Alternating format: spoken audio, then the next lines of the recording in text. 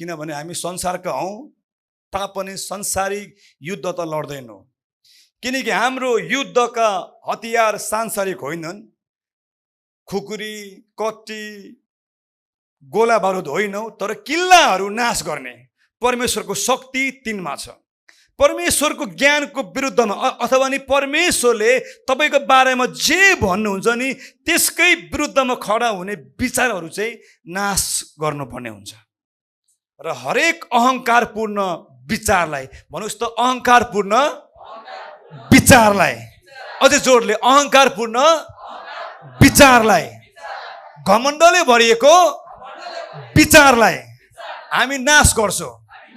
ल अब यता हेर्नुस् है, ल हामी पापी कि धर्मी? तर कतिले पापी भन्छ, त्यो त घमण्डले भनेको।